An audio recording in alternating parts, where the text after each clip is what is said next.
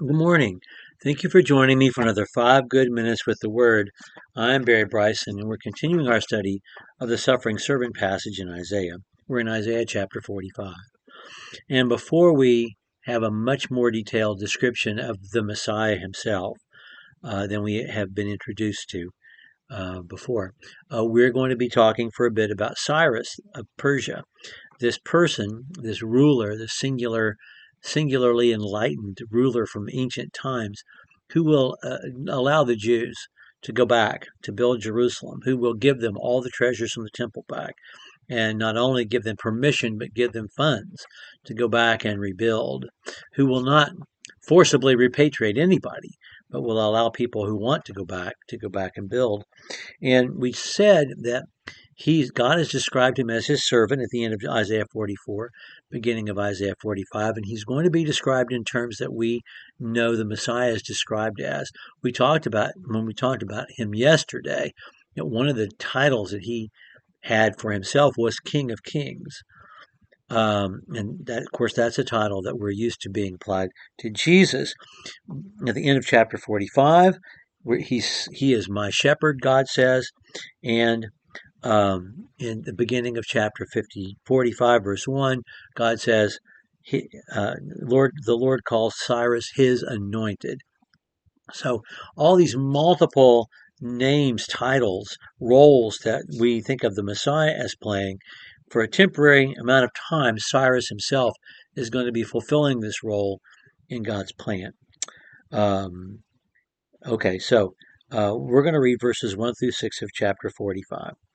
Thus says Yahweh to Cyrus, his anointed, whom I have taken by the right hand to subdue nations before him and to loose the loins of kings, to open doors before him so that gates will not be shut. I will go before you and make the rough places smooth.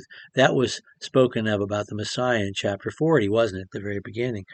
To make the rough places smooth. I will shatter the doors of bronze, cut through their iron bars. I will give you the treasures of darkness and hidden wealth of secret places, in order that you may know that it is I, Yahweh, the God of Israel, who calls you by your name. For the sake of my servant Jacob and Israel, my chosen one, I have also called you by your name. I have given you a title of honor, though you have not known me. I am Yahweh. There is no other. Besides me, there is no God. I will gird you, though you have not known me, that men may know from the rising to the setting of the sun that there is no one beside me. I am Yahweh. There is no other. So, the Cyrus cylinder that we talked about last time, this decree that he issued in 539, this decree that is referred specifically to in the beginning of the book of Ezra, the cylinder that we have in the British Museum that you can go look at and read doesn't mention Yahweh by name. However, the text of the cylinder, the decree that was given to the Jews that Ezra mentions, does, and gives Yahweh credit for having the idea at all. And so, although internationally, Cyrus did not convert to Yahweh worship, and this passage never says that he will, God is saying to Cyrus, I'm the one who's giving you victory.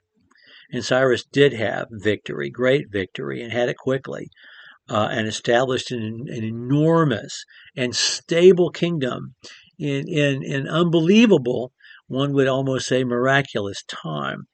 And of course, we know why and how it happened.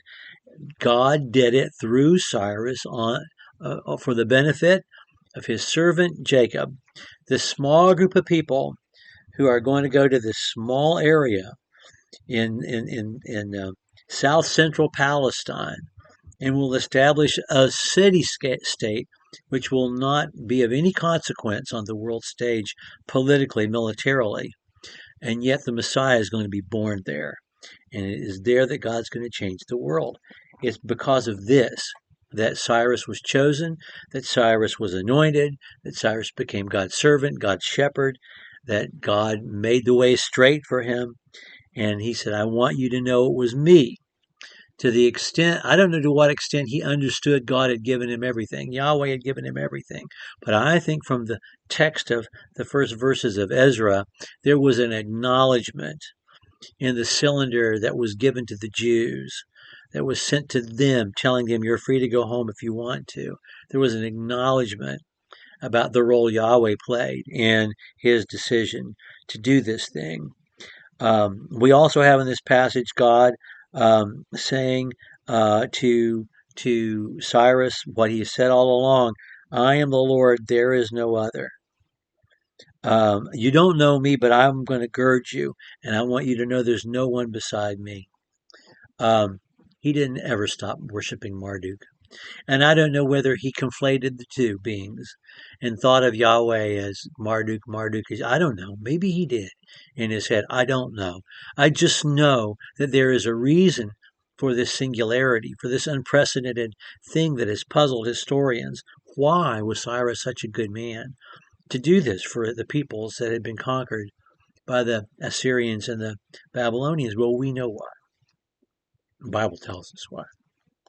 Okay, we're going to pick up with verse 7.